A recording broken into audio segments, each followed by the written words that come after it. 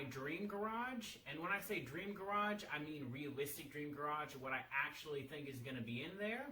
So it'll be a start of a new series. I'm going to do a video on each individual car that I want to be in there and why.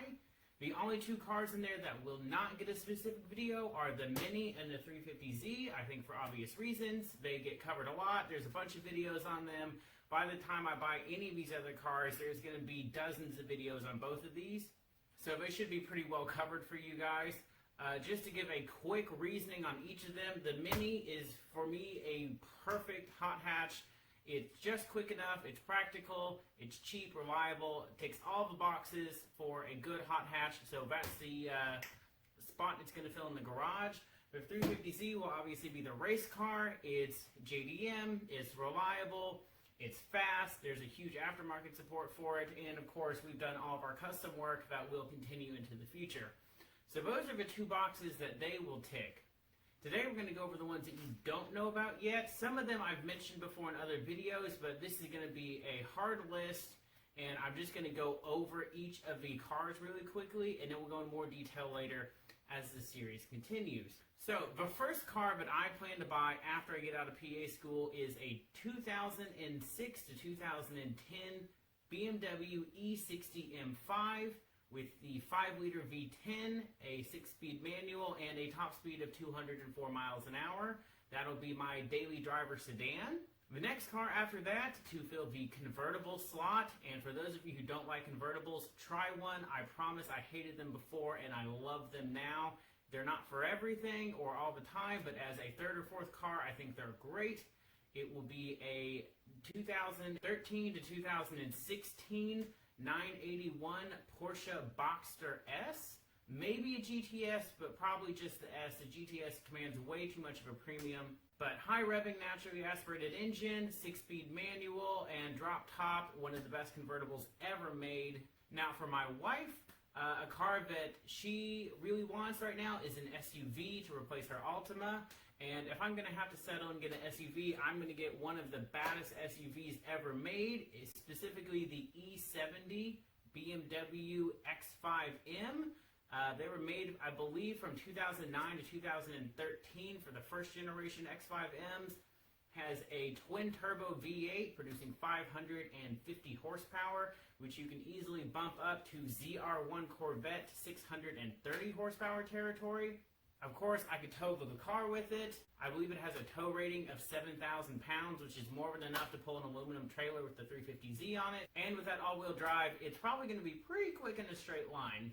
But that won't tow the 350Z forever once we get a little bit more space and we get settled after school and we both get moved in Atlanta, hopefully Atlanta. A little bit more of a designated tow vehicle is going to be a Chevy Econoline van, specifically I believe it is 2010 was the first year that they started using the 6-speed automatic transmission. So with a 6-speed automatic transmission and a 6-liter iron block LS, we should be able to tow all day, and with it being a van, we can keep all our stuff inside and dry, so we'll go over more details about that later. Now, I have to have an American car in my garage, and what is, in my opinion, maybe the greatest American car ever built is the S550 Mustang GT350. Obviously, the R is a little bit better, but I just don't know what those values are going to look like when I'm shopping for one of these in about 5 to 8 years. So for now, I would be perfectly happy with a GT350 with the track pack on it, and if an R is available and I could get one, I would be happy to get one of those as well. But high revving, naturally aspirated V8, Magnaride dampers, huge Brembos, aggressive styling. It's an American muscle car that's also a sports car.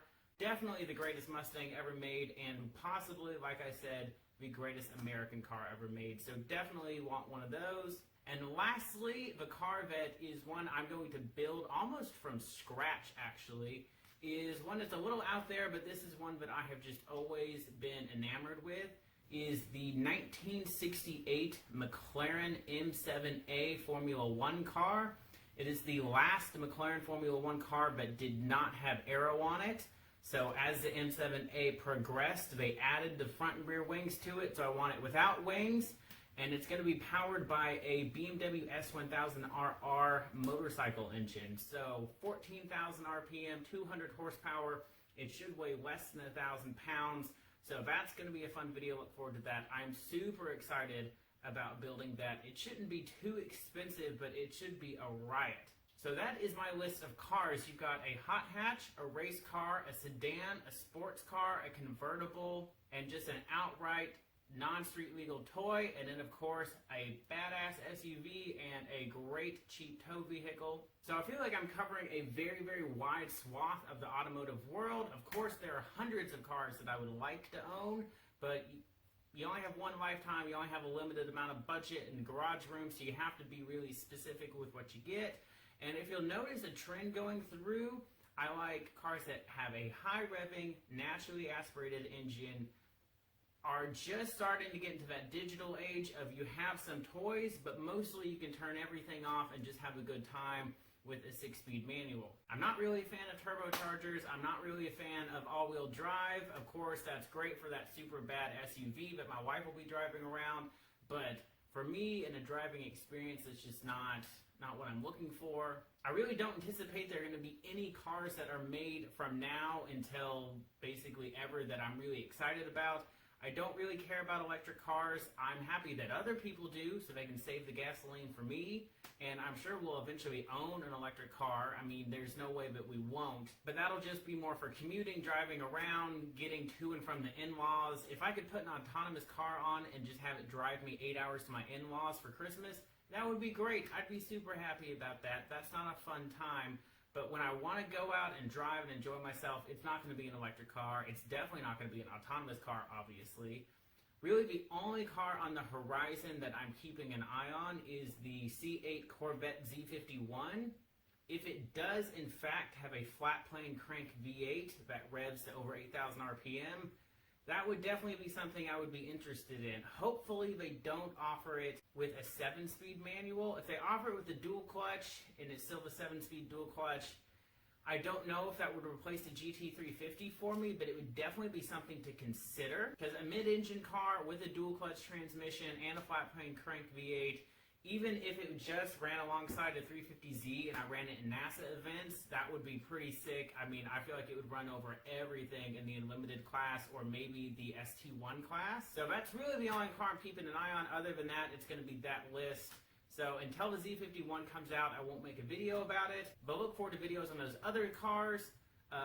My garage, when I actually have a garage, it won't be anything crazy. It'll probably just be a prefabricated steel building on some back part of the property or some property away from our house that I'd have to drive to. Nothing crazy, just some basic insulation and some stamped steel. And I definitely am going to have a lift just to make things a little bit easier on myself. But it won't be some crazy high dollar super awesome build, but it will get the job done and it will be hopefully a little bit more relatable as the channel continues to grow. So of course, if you guys have any questions, you can drop those in the comments below. You can also put what your dream garage down in there. Some of you are going to want 10 cars that cost $5,000 a piece, and some of you are going to want one car that costs $100,000. It differs from person to person. So I'd love to hear what you guys are looking for.